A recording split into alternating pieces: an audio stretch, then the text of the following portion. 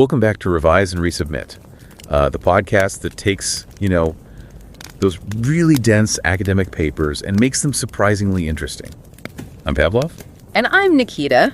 We've noticed a lot of you are tuning in, which is amazing, but I haven't quite hit that subscribe button yet. Yeah, and that little button, honestly, it's so small, but it makes such a huge difference in helping us reach more people with these important discussions. Right. It's true. Like the algorithms, those mysterious forces that decide what we all see and hear, they pay a lot of attention to subscriber numbers. Yeah, think of it like the subscribing. It's like casting a vote for quality content, So these insightful research discussions don't just get lost in the sea of all the information out there. More subscribers equals more visibility. Right. And that means more resources for us to make even deeper dives for you. Yeah. Maybe bring in experts for interviews, even do some live Q&A sessions where you can jump in. Yeah, exactly. It's all about building a community around research, Yeah. where curiosity thrives and knowledge is like shared and debated. I just love digging into the newest research. And this time you folks have sent over something really cool. It's a paper called World and Human Action Models Towards Gameplay Ideation. Brand new. And it's all about how AI could totally change how we make games, but not in the way you might think at first. We're not talking robots taking over for designers, no way. This is about AI as a tool, like a superpower boost for human creativity. Exactly. It's so interesting to see how this research is trying to connect that amazing potential of AI with what game developers actually need in the real world. Right, and they did something really smart right off the bat. They talked to actual game developers, 27 of them, designers, artists, engineers, the whole team, to figure out what AI tools would actually help them make better games and make their lives easier too. And the surprising thing is, these devs aren't scared of AI taking their jobs. They actually want AI help. But it has to be the right kind of help. They need AI that can assist with two core parts of being creative: divergent thinking and iterative practice. Okay, so divergent thinking, that's like the brainstorming phase, right? Coming with tons of ideas, exploring all the possibilities. AI can already do some of that, like generating character ideas or level layouts. Yeah. But then what? Then comes the iterative practice, the refining, the tweaking, the polishing. That's what takes a good idea and makes it a fantastic game. And that's where a lot of AI models, they just fall apart. It's like, imagine an AI that gives you a million ingredients but can't tell you how to bake a cake. So they can give you the building blocks but don't get the blueprint. Yeah. Like, it needs to understand how all those pieces fit together, the rules of the game and what the developer's vision is. Precisely. And that's why the researchers said there are 3 things AI really needs to be able to do to be truly helpful for making games: consistency, diversity, and persistence. Okay, let's break those down. Consistency makes sense. You don't want an AI suggesting some character that can walk through walls, right? Yeah. It's got to understand the logic of that game world. What about diversity then? Well, diversity is super important because you don't want the AI just spitting out the same old boring ideas over and over. You want a whole range of options, something to really spark your imagination, push you in directions you didn't even think of. And then there's persistence. I'm guessing that's all about the AI working with the developer, like being able to keep up with changes they make. You got it. Picture this. You're designing a level, right? And the AI suggests putting an enemy in a certain spot. You decide, nah, I want to move that enemy over there. A persistent AI, it wouldn't just go back to its original idea, like, nope, put it back. It would remember what you did and change its suggestions from then on.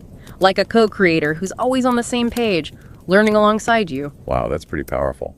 So how did these researchers actually make an AI that can do all that? Do they have to feed it like every video game ever made? Actually, they took a really interesting approach. They picked one game, Leading Edge, and they gave their AI a massive amount of gameplay footage from it. 7 years worth. 7 years. Like people actually playing the game. Yep. 7 years of real players fighting it out, making decisions, interacting with the whole game world. That's like giving the AI a masterclass in Bleeding Edge. But did it actually work? Could it learn from all that data and come up with new stuff that made sense? That was the big question. And to figure it out, they really put their AI to the test. They called it WHAM, short for World and Human Action Model. And they didn't just use the usual AI measurements, they designed their evaluation around those 3 things we talked about: consistency, diversity, and persistence. All right, so starting with consistency. How did they measure if Ham was actually picking up on the rules of the game? They used a technique called freshet video distance, kind of like comparing fingerprints, but for gameplay. They looked at the AI-generated gameplay and compared it to how real humans play, to see how closely they match up. If the AI was suggesting moves that a human player would never do, it would be like, red flag, something's wrong. And the results were pretty impressive.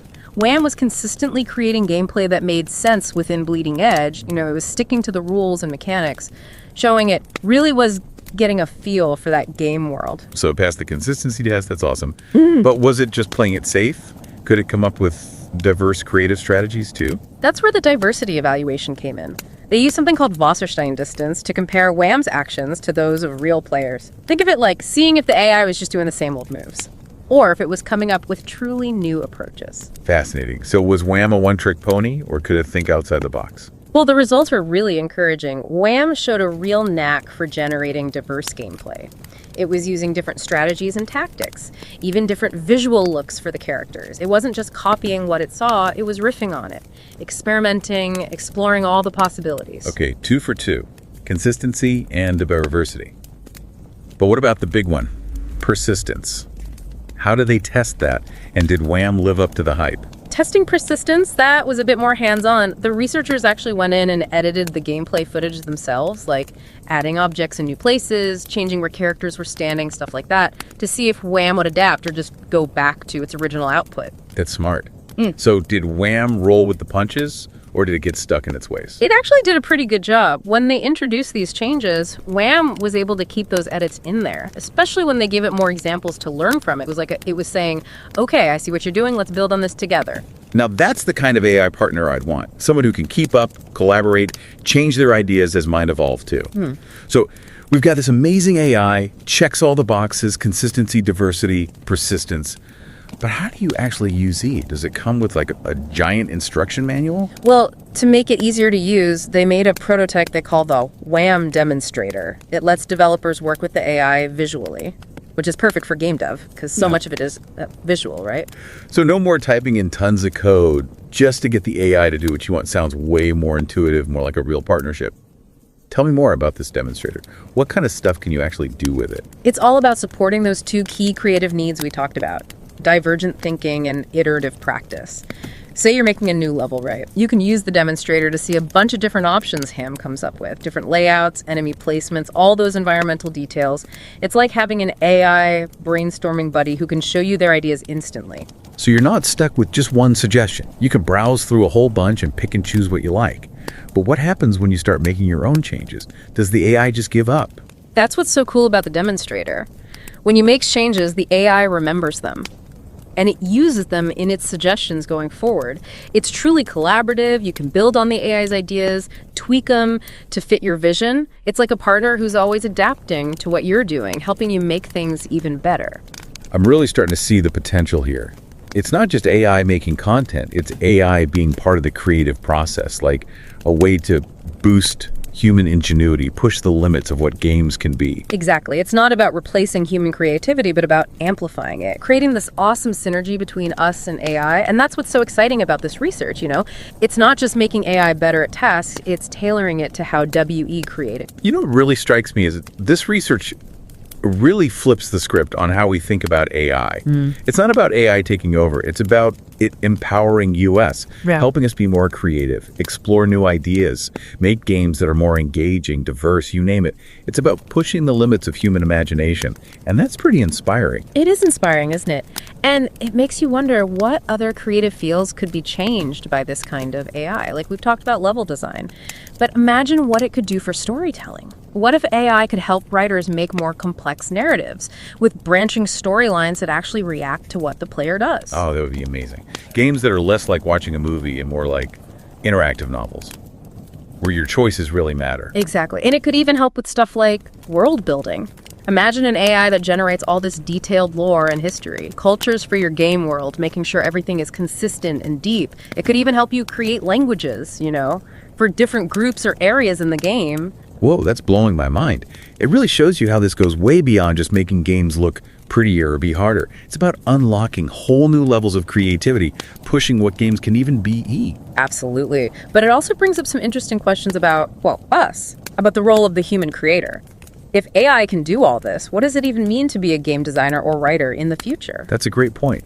It's not about being replaced by AI, it's about learning to work with it. using its power to make our creativity even better, like becoming more like conductors, guiding the orchestra of AI tools to make something really beautiful and expressive. I love that analogy. And, thinking about Bleeding Edge, which is a multiplayer online game, it makes you think about personalizing the experience for each player. What if, instead of training the AI on everyone's gameplay, we trained it on just one person's data? Ooh, now that's interesting. Like having a personal AI game coach.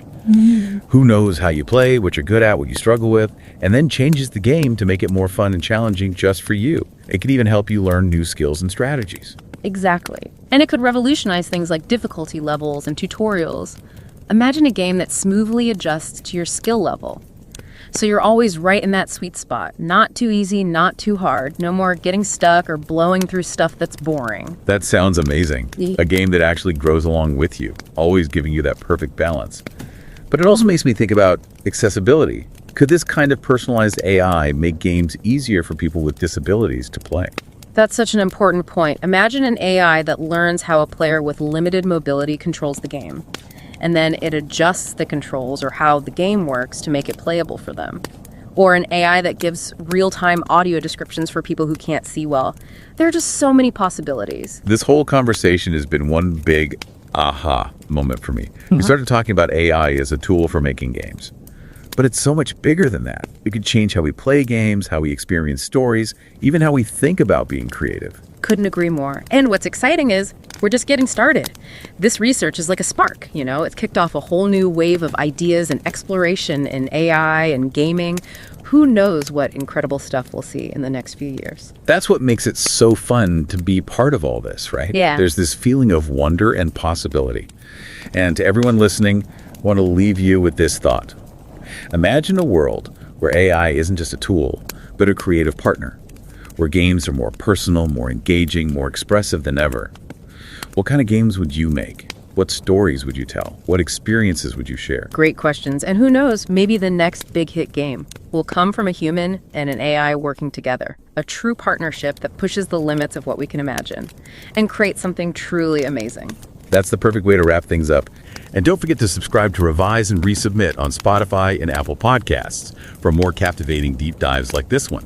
And if you're enjoying the show and want to support us in creating more insightful content, consider becoming a patron on Patreon. Every contribution helps us continue this journey of exploration and discovery. Until next time, keep those minds curious, keep questioning, and keep revising and resubmitting.